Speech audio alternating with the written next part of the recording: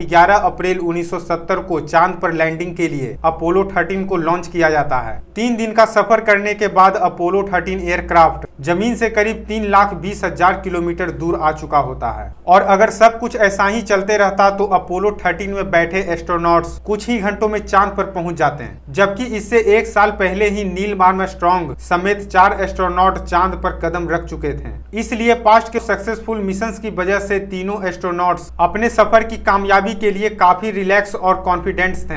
यह मिशन जितना normal Apollo 13 में बैठे एस्ट्रोनॉट्स को लग रहा था, इसे उतना ही नॉर्मल धरती पे मौजूद सभी लोग समझ रहे थे। सभी को चांद पर लैंडिंग इतना मामूली लगने लगा था कि दुनिया के किसी टीवी चैनल ने अपोलो 13 के लॉन्च को दिखाना जरूरी नहीं समझा था।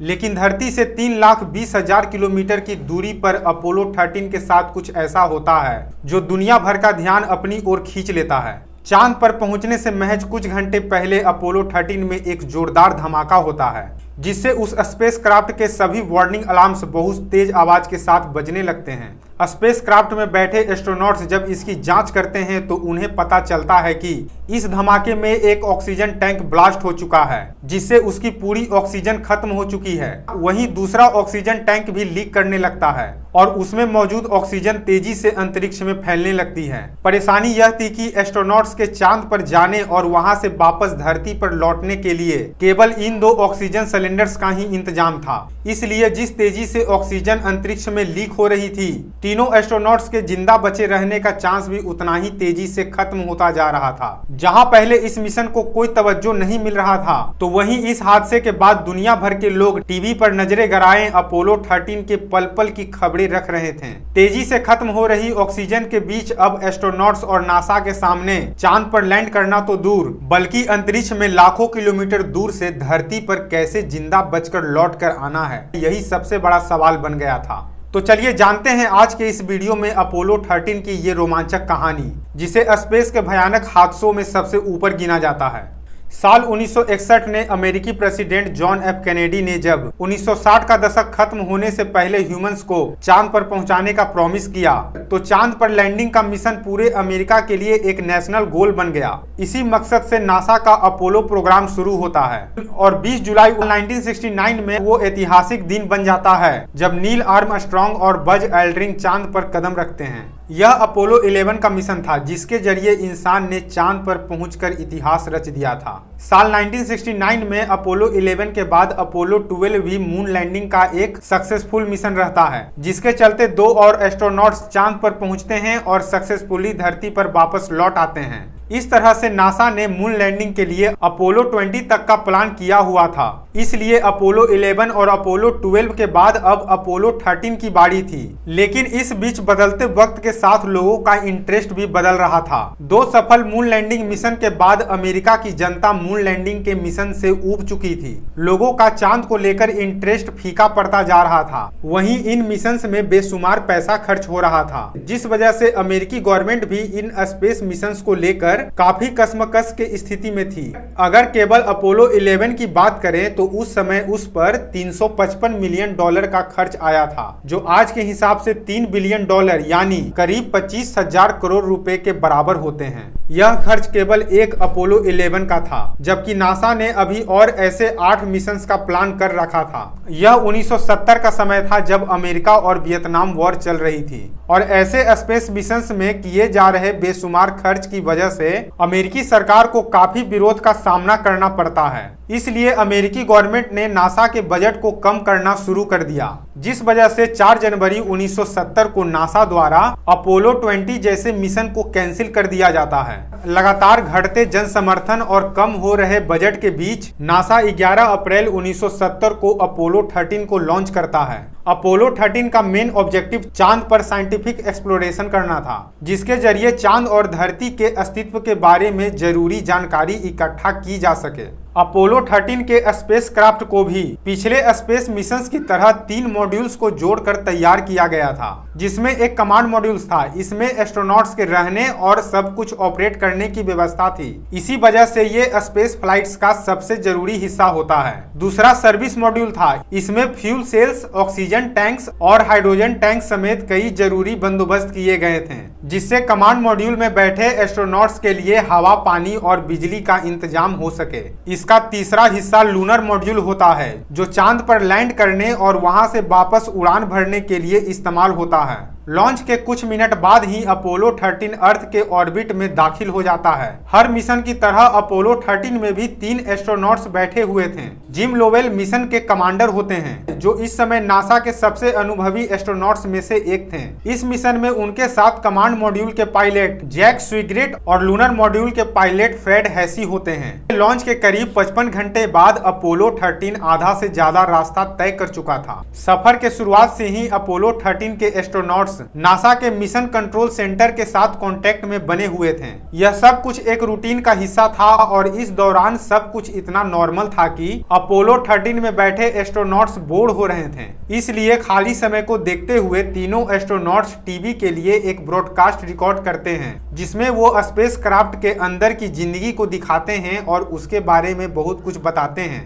अपोलो 13 के लॉन्च के तरह ही इस लाइव ब्रॉडकास्ट को भी दुनिया के किसी बड़े टीवी चैनल ने नहीं दिखाया, लेकिन किसे पता था कि इग्नोर किए गए इस ब्रॉडकास्ट से केवल कुछ मिनट बाद अपोलो 13 के साथ कुछ ऐसा होगा जो अमेरिका ही नहीं बल्कि पूरी दुनिया का ध्यान अपनी ओर खींच लेगा। स्पेसक्राफ्ट में बोर हो रहे एस्ट्रोनॉट्स को भी अंदाजा नहीं था कि अब से कुछ मिनट बाद उनकी जिंदगी में एक ऐसा भूचाल आने वाला था जो उन्हें जिंदगी और मौत के बीच लाकर खड़ा कर देगा। इस दौरान कंट्रोल सेंटर ने एस्ट्रोनॉट्स को ऑक्सीजन टैंक में लगे हुए फैन को ऑन करने को कहा। दरअसल जब भी कोई स्पेस मिशन भेजा जाता है तो उसमें ऑक्सीजन, हाइड्रोजन समेत हर जरूरी गैस को लिक्विड फॉर्म में कन्वर्ट करके भेजा जाता है, ताकि कम जगह में ज्यादा से ज्यादा गैस स्टोर किया जा सके। लेकिन स्पेस में टेम्परेचर इतना कम होता है कि लिक्विड ऑक्सीजन भी जमने लगता है। इसलिए ऑक्सीजन टैंक में एक फैन लगाया जाता है, ताकि समय समय पर फैन को चलाकर ऑक्सीजन को सही अवस्था में लाया जा सके।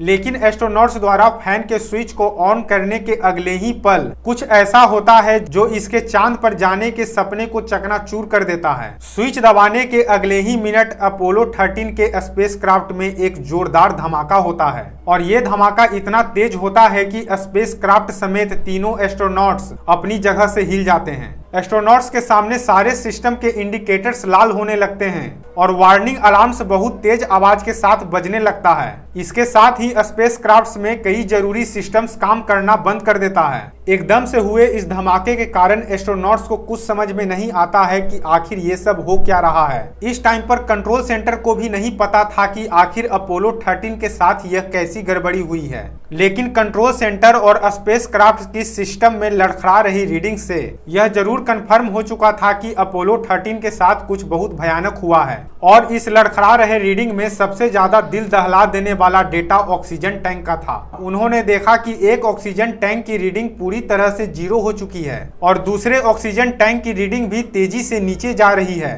एक्सप्लोजन को हुए अब तक 13 मिनट गुजर चुके थे और किसी के पास कोई क्लू नहीं था कि आखिर ऐसा हो क्यों रहा है। तभी कमांडर जिम लोवेल ने लेफ्ट साइड की विंडो से बाहर झांक कर देखा तो उनके होश उड़ गए। स्पेसक्राफ्ट से कोई गैस तेजी से बाहर स्पेस में लीक हो रही है। इस मंजर के बाद सभी कड़ियों को जोड़कर देखा गया तो पता चला कि आखिर यह सब हो क्या रहा है। दरअसल जब फैन का स्विच ऑन किया गया था तभी एक ऑक्सीजन टैंक में लगे फैन की वायरिंग में स्पार्क होता है और ऑक्सीजन की मौजूदगी में वहां हुआ यह छोटा सा स्पार्क आग का रूप ले लेता है, जिस कारण उस ऑक्सीजन टैंक में जोर का धमाका होता है। इस धमाके में एक ऑक्सीजन टैंक पूरी तरह से डिस्ट्रॉय हो जाता है। वहीं इस धमाके की वजह से पास में ही रखा दूसरा ऑक्सीजन टैंक भी डैमेज हो जाता है और उसकी ऑक्सीजन भी लीक होने लगती है।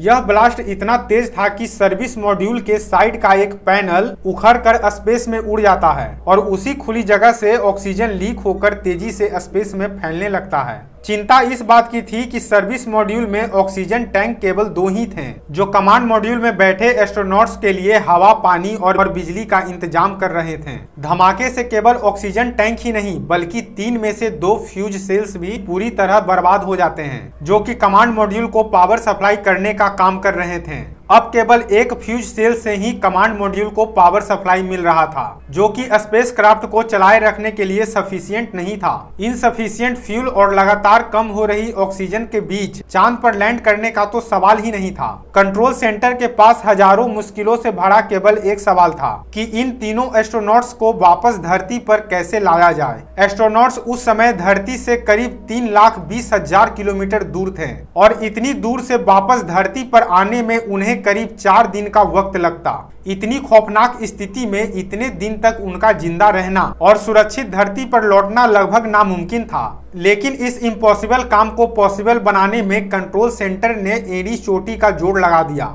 मिशन कंट्रोल सेंटर ने नासा के सभी जानकार लोगों को बुलाया और जो वक्त पर नहीं आ सकते थे उन्हें फोन लाइंस पर जोड़ा गया। इंजीनियर, साइंटिस्ट और एस्ट्रोनॉट्स से लेकर स्पेसक्राफ्ट को बनाने वाले लोगों तक सबको इस काम पर लगा दिया गया। जहां पहले इस अपोलो 13 के मिशन को कोई अटेंशन नहीं मिल रही थी, तो वहीं इस हादसे के बाद दुनिया भर के अखबार और न्यूज चैनल्स अपोलो 13 के हेडलाइन से भर गए। पब्लिक अपोलो 13 से जुड़ी हर एक खबर के लिए टीवी स्क्रीन पर नजरें गड़ाए बैठी थी। दूसरी तरफ स्पेस में मौजूद एस्ट्रोनॉट्स का बुरा हाल था। जिस कमांड मॉड्यूल में एस्ट्रोनॉट्स बैठे हुए थे उसमें अब केवल कुछ ही देर की पावर सप्लाई बची हुई थी, जिससे आगे का सफर पूरा करके धरती पर आना नामुमकिन था। कंट्रोल सेंटर्स के पास मेनली 2 ऑप्शंस थे जिसके जरिए अपोलो 13 को वापस धरती पर लाया जा सकता था। पहला ऑप्शन यह था कि सर्विस मॉड्यूल के मेन इंजन का इस्तेमाल करके पूरे स्पेस फ्लाइट को वापस धरती की तरफ मोड़ दिया जाए। यह वापस आने का शॉर्टकट रूट था। इसके जरिए केवल 2 दिनों में वापस धरती पर लौटा जा सकता था। लेकिन इस प्लान के साथ परेशानी यह थी कि सर्विस मॉड्यूल में हुए ब्लास्ट के कारण उसमें इतनी कम पावर सप्लाई बची थी कि वो वापसी का केवल 1 घंटा भी तय नहीं कर सकता था और साथ ही ऐसा करने में मेन इंजन का बंद होने का भी खतरा था। इसके बाद दूसरा ऑप्शन यह था कि वापस मुड़ने के बजाय चांद की तरफ जाया जाए और चांद के अराउंड घूमकर उसकी ग्रेविटी का यूज करते हुए धरती की तरफ आया जाए। यह प्लान बहुत ज्यादा डिस्टेंस को कवर जरूर करता था, लेकिन इसमें चांद की ग्रेविटी की सपोर्ट की वजह से कम पावर इस्तेमाल होता। इसलिए मिशन कंट्रोल सेंटर ने दूसरे ऑप्शन को चुना और साथ ही पूरे सफर के लिए कमांड मॉड्यूल की जगह इससे अटैच लूनर मॉड्यूल का इस्तेमाल करने का डिसीजन लिया गया। यह सब कुछ तय करने में काफी वक्त गुजर चुका था और कमांड मॉड्यूल की पावर सप्लाई खत्म होने के कगार पर थी। अब एस्ट्रोनॉट्स को आगे की यात्रा लूनर मॉड्यूल्स में ही करनी थी। लूनर मॉड्यूल्स का असल काम चांद पर लैंड करना और वापस चांद की ऑर्बिट तक आना था। इसके बाद लूनर मॉड्यूल्स को चांद की ऑर्बिट में ही छोड़ दिया जाता था। लेकिन अब लूनर मॉड्यूल का इस्तेमाल लाइफ बोट की तरह इस पूरे सफर को तय करने के लिए किया जाना था। लेकिन लूनर मॉड्यूल को इस तरह से तैयार किया गया था कि अगर वो एक बार अर्थ की एटमॉस्फेयर से बाहर निकल जाए तो दोबारा वापस से अर्थ के एटमॉस्फेयर में नहीं आ सकता था। अर्थ के एटमॉस्फेयर में केवल कमांड मॉड्यूल ही वापस से एंटर कर सकता था, जिसकी पावर अब केवल 15 मिनट की बची थी। इसीलिए कंट्रोल सेंटर ने कमांड मॉड्यूल के सारे सिस्टम को टर्न ऑफ करने का आदेश दिया ताकि उसकी बची हुई पावर को अर्थ के एटमॉस्फेयर में इंटर करते वक्त इस्तेमाल किया जा सके। एस्ट्रोनॉट्स कमांड मॉड्यूल से निकलकर लूनर मॉड्यूल्स में चले जाते हैं। लूनर मॉड्यूल को 2 लोगों के हिसाब से केवल 45 घंटे के सफर के लिए बनाया गया था, लेकिन यहाँ 3 एस्ट्रोनॉट्स को उस छोटे से व्हीकल में करीब 90 घंटे का सफर तय करना था। इसके अलावा इस मिशन का सारा नेविगेशन सिस्टम कमांड मॉड्यूल में मौजूद था, जिसका इस्तेमाल सही रास्ते पे बने रहने के लिए किया जाता था। इस सिस्टम के बिना एस्ट्रोनॉट्स स्पेस में भटक सकते थे। इसलिए सबसे पहले कमांड मॉड्यूल के नेविगेशन को लूनर मॉड्यूल के साथ अलाइन किया जाता है। लेकिन जिस रास्ते पर अभी तक स्पेसक्राफ्ट चल रहा था वो मून पर लैंड करने वाला रास्ता था। लेकिन क्योंकि अब मून लैंडिंग का मिशन कैंसिल हो चुका था, इसलिए स्पेसक्राफ्ट के रास्ते को चेंज करने की जरूरत थी, जिससे उसका रास्ता चेंज हो और उसे चांद की ग्रेविटी की मदद से धरती की तरफ मोड़ा जा सके। लेकिन इस बहुत जरूरी काम के लिए लूनर मॉड्यूल के इंजन को कई बार बर्न करने की जरूरत थी। लेकिन उस इंजन को केवल एक बार चांद से टेक ऑफ करने के लिए बनाया गया था। लेकिन उस समय सिचुएशन ऐसी थी कि एस्ट्रोनॉट्स धरती पर लौटने के लिए हर रिस्क लेने को तैयार थे। इसलिए धमाके के 5 घंटे बाद लूनर मॉड्यूल के इंजन को 35 सेकंड के लिए बंद करके स्पेसक्राफ्ट को दूसरे रास्ते पर मोड़ दिया जाता है। इसके कुछ घंटे बाद अपोलो 13 जब चांद के पास पहुंच जाता है तो लूनर मॉड्यूल के इंजन को दूसरी बार 5 मिनट के लिए बर्न किया जाता है ताकि स्पीड को तेज किया जा सके। इसके करीब 2 घंटे बाद अपोलो 13 चांद के अराउंड घूमते हुए चांद के पीछे पहुंच जाता है, जिस जगह को dark side of the moon कहा जाता है। इस समय अपोलो 13 धरती से 4 लाख किलोमीटर से भी ज्यादा दूर था और यह एक रिकॉर्ड बन जाता है जहां पे आज तक कोई इंसान दोबारा नहीं पहुंच पाया है। इसके बाद मून का चक्कर लगाते हुए मून की ग्रेविटी का इस्तेमाल करके स्पेसक्राफ्ट को धरती की तरफ तेजी से मोड़ा गया। इसके कुछ वक्त बाद रफ्तार को तेज करके जर्नी को छोटा करने के लिए लूनर मॉड्यूल के इंजन को तीसरी बार फायर किया जाता है। यह खुशकिस्मती ही थी कि लूनर मॉड्यूल का इंजन यह तीसरा वर्ण भी झेल लेता है और अपोलो 13 तेज रफ्तार से धरती की तरफ बढ़ने लगता है। इसके अलावा एक अच्छी चीज यह भी थी कि सर्विस मॉड्यूल में जो धमाका हुआ था वह चांद पर पहुंचने से पहले हुआ था। अगर यह हादसा चांद पर पहुंचने और वहां से निकलने के बाद धरती की तरफ लौटते वक्त होता तो जिस लूनर मॉड्यूल में बैठकर अभी तीनों एस्ट्रोनॉट धरती की दिशा में बढ़ रहे थे वह लूनर मॉड्यूल उनके पास यात्रा करने के लिए मौजूद ही नहीं होता, क्योंकि हर मून लैंडिंग के बाद लूनर मॉड्यूल को चांद की ऑर्बिट में ही छोड़ दिया जाता है और ऐसी सिचुएशंस में एस्ट्रोनॉट्स के पास वापस लौटने का कोई मौका नहीं होता और उनकी वहीं कुछ देर में जान चली जाती। लेकिन ऐसा भी नहीं था कि लूनर मॉड्यूल में रहना एस्ट्रोनॉट्स के लिए आसान था। पहली परेशानी इलेक्ट्रिसिटी की थी, जो लूनर मॉड्यूल में इतनी मात्रा में नहीं थी कि उसके सारे सिस्टम 4 दिन तक काम कर सकें। इसलिए बिजली बचाने के लिए उसके सारे नॉन एसेंशियल सिस्टम को बंद कर दिया गया था। इन बंद किए गए उपकरण में वो हीटर्स भी थे जो स्पेस के ठंडे वातावरण में एस्ट्रोनॉट्स को थोड़ी गर्माहट पहुंचा रहे थे और अब इसके बंद होने के बाद एस्ट्रोनॉट्स को भारी ठंड का सामना करना पड़ रहा था। ऐसी सिचुएशंस में उन्हें जरा सी नींद लेने में भी बहुत मुश्किल हो रही थी। दूसरी परेशानी पानी की थी। इस लंबे सफर के हिसाब से लूनर मॉड्यूल में बहुत ही लिमिटेड पानी था, जिसमें से कुछ पानी कूलिंग सिस्टम के लिए भी इस्तेमाल किया जाना था। इसलिए हर एस्ट्रोनॉट्स पूरे दिन में केवल 200 ml पानी पीकर गुजारा कर रहे थे। इन मुश्किलों के दौरान एस्ट्रोनॉट्स एक और बात से काफी ज्यादा चिंतित थे। लूनर मॉड्यूल में तीनों एस्ट्रोनॉट्स के लिए सफिशिएंट ऑक्सीजन था, लेकिन लूनर मॉड्यूल के अंदर कार्बन डाइऑक्साइड एस्ट्रोनॉट्स के लिए एक भारी परेशानी का कारण बनता है। दरअसल धरती पर हमारे सांस छोड़ते समय जो कार्बन डाइऑक्साइड रिलीज होता है उसे धरती का वातावरण बैलेंस कर लेता है, लेकिन स्पेसक्राफ्ट में इस CO2 गैस को बैलेंस करने के लिए लिथियम हाइड्रोक्साइड के कैनिस्टर का इस्तेमाल किया जाता है। लेकिन लूनर मॉड्यूल का कैनिस्टर केवल 2 लोगों के हिसाब से बनाया गया था और जो सिर्फ 2 दिन के लिए ही काम कर सकता था, जबकि उसमें 3 एस्ट्रोनॉट्स को 4 दिन के लिए गुजारा करना था, जिस वजह से CO2 की मात्रा तेजी से बढ़ती जा रही थी और अगर उसे कंट्रोल नहीं किया जाता तो एस्ट्रोनॉट्स की जान भी जा सकती थी। ऐसे में कमांड मॉड्यूल के बड़े लिथियम हाइड्रोक्साइड कैनिस्टर को यूज में नहीं लिया जा सकता था, क्योंकि उसकी शेप और डिजाइन लूनर मॉड्यूल के कैनिस्टर से बिल्कुल अलग थी, जिस वजह से उसे सीधे तौर पर इस्तेमाल नहीं किया जा सकता था। ऐसे में मिशन कंट्रोल सेंटर एस्ट्रोनॉट्स को गाइड करते हुए स्पेसक्राफ्ट में मौजूद प्लास्टिक की थैलियां, कुछ पाइप्स और टेप्स जैसी कई चीजों के अरेंजमेंट से इस प्रॉब्लम को सॉल्व करवाया जाता है, जिससे लूनर मॉड्यूल में CO2 की बढ़ती क्वांटिटी को कंट्रोल कर लिया जाता है। ऐसे बहुत से परेशानियों का सामना करते हुए 17 अप्रैल 1970 की सुबह को अपोलो 13 तेज रफ्तार से अर्थ के काफी करीब पहुंच जाता है। अब एस्ट्रोनॉट्स को अर्थ के एटमॉस्फेयर में दाखिल होने से पहले 2 बहुत जरूरी काम करने थे। सबसे पहले तो उन्हें एंट्री के लिए स्पेसक्राफ्ट को राइट एंगल पर शिफ्ट करना था, क्योंकि अगर अर्थ के एटमॉस्फेयर में घुसते समय स्पेसक्राफ्ट का एंगल जरा भी गलत होता तो एस्ट्रोनॉट्स की जान खतरे में पड़ सकती थी। लेकिन ऐसा करने का कोई भी सिस्टम लूनर मॉड्यूल में मौजूद नहीं था, इसलिए सारा काम एस्ट्रोनॉट्स को कंट्रोल सेंटर के इंस्ट्रक्शन पर मैनुअली करना पड़ता है और स्पेसक्राफ्ट के राइट एंगल को फिक्स कर लिया जाता है। अब अर्थ के एटमॉस्फेयर में इंटर करने से पहले दूसरा काम यह था कि एस्ट्रोनॉट्स को लूनर मॉड्यूल से निकलकर कमांड मॉड्यूल में वापस जाना था,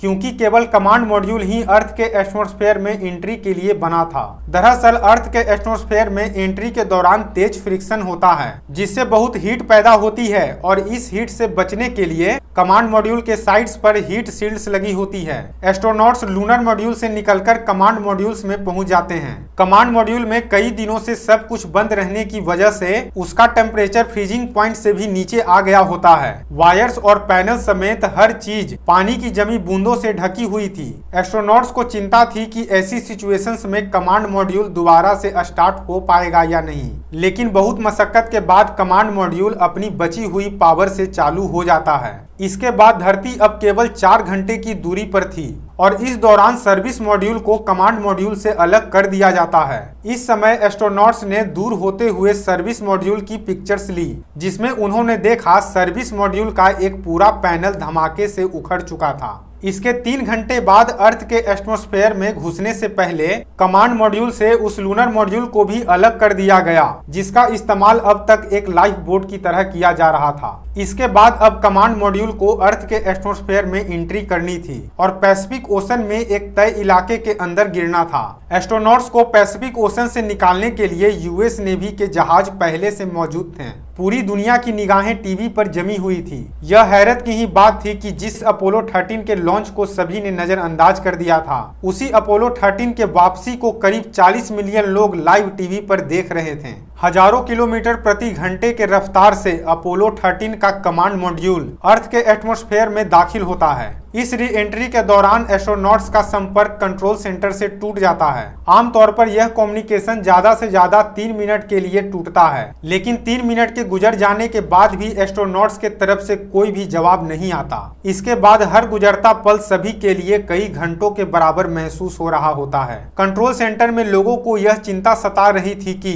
कहीं एक्सप्लोजन के दौरान कमांड मॉड्यूल की हीट शील्ड को डैमेज न पहुंचा हो, क्योंकि अगर ऐसा होता तो री एंट्री के दौरान पैदा होने वाली हीट से कमांड मॉड्यूल जलकर राख हो जाता। जब तय वक्त से 1 मिनट ज्यादा गुजर गया तो पूरी दुनिया की सांसें थम गईं। न्यूज मीडिया के कैमरा आसमान की तरफ ताक रहे थे। पूरी दुनिया एस्ट्रोनॉट्स की सलामती की दुआ कर रही थी, लेकिन अगले 1.5 मिनट बीतने के बाद कंट्रोल सेंटर को एस्ट्रोनॉट्स की आवाज सुनाई देती है और वो सभी तीनों के तीनों सुरक्षित होते हैं। कुछ ही मिनटों बाद टीवी की स्क्रीन पर पूरा मंजर दिखाई देने लगता है। हवा में पैराशूट्स उड़ते हुए दिखाई देते हैं जो कमांड मॉड्यूल को सेफली नीचे ला रहे थे। इसके कुछ ही देर बाद कमांड मॉड्यूल पैसिफिक ओशन में जा गिरता है, जिसके बाद यूएस नेवी द्वारा एस्ट्रोनॉट्स को वहां से रेस्क्यू किया जाता है। इस तरह अपोलो 13 के लॉन्च के 6 दिन बाद 17 अप्रैल 1970 को दोपहर करीब 1 बजे तीनों एस्ट्रोनॉट धरती पर सुरक्षित वापस लौट आते हैं। लेकिन एस्ट्रोनॉट्स के सुरक्षित वापस धरती पर लौट आने के बाद भी एक सवाल था, और वह यह था कि आखिर ऑक्सीजन टैंक में ऐसा ब्लास्ट किस वजह से हुआ। इसकी जांच पड़ताल के लिए नासा ने एक रिव्यू बोर्ड की स्थापना की, जिनकी जांच में कई चीजें सामने आईं। दरअसल जो ऑक्सीजन टैंक में ब्लास्ट हुआ वो अपोलो 13 से पहले अपोलो 10 के लिए इस्तेमाल होने वाला था, लेकिन उस समय मेंटेनेंस के लिए निकालते वक्त यह ऑक्सीजन टैंक 2 इंच की हाइट से गिर जाता है। यूं तो यह बहुत मामूली सी ऊंचाई थी, लेकिन एक्सपर्ट्स का मानना था कि उस समय ऑक्सीजन टैंक के अंदर जरूर कुछ डैमेज हुआ होगा, जिसे टेस्टिंग के दौरान नोटिस नहीं किया जा सका। इसके अलावा एक इंसिडेंट और सामने आता है। जब अपोलो 13 के लॉन्च से सिर्फ 3 हफ्ते पहले काउंटडाउन डेमोन्स्ट्रेशन टेस्ट हो रहा था, जिसमें ऑक्सीजन टैंक को भरकर खाली किया जाता है, जिसमें पहले नंबर का ऑक्सीजन टैंक तुरंत खाली हो जाता है, तो वहीं दूसरे नंबर का ऑक्सीजन टैंक केवल 8% ही खाली हो सका। इसलिए उसे खाली करने के लिए इंजीनियर्स ने उसके हीटर्स को 65 वोल्ट की पावर पर कई घंटों तक चलाए रखा। एक्सपर्ट्स द्वारा माना जाता है कि इस दौरान ऑक्सीजन टैंक्स के वो थर्मोस्टेट स्विच डैमेज हो गए थे, जिन्हें केवल 28 वोल्ट की पावर के लिए डिजाइन किया गया था। इन स्विचेस के डैमेज होने से टैंक के अंदर के हाई टेम्परेचर को कंट्रोल नहीं किया जा सका और इस तेज तापमान में फैन के वायर्स पर लगी टेफ्लॉन इंसुलेशंस डैमेज हो गई, जिसके बाद फैन को बार बार चलाने से धमाका हुआ। इस भूल से नासा ने सीखा कि स्पेस बहुत भयानक जगह है, जहां मिशन की जगह कुछ ऐसा फॉल्ट हो जाए तो किस तरह एस्ट्रोनॉट्स की जान पर बन सकती है। अपोलो 13 मून पर लैंडिंग नहीं कर सका, लेकिन तीनों एस्ट्रोनॉट्स का ऐसा खतरनाक हादसे के बाद जिंदा लौट आना अपने आप में एक बड़ी सफलता थी। इसलिए इस मिशन के फेल हो जाने के बावजूद इस अपोलो 13 के मिशन को द सक्सेसफुल फेलियर का नाम दिया गया। बाकी दोस्तों, आपको इस अपोलो 13 की सर्वाइवल स्टोरी कैसी लगी कमेंट में जरूर बताइएगा। नमस्कार।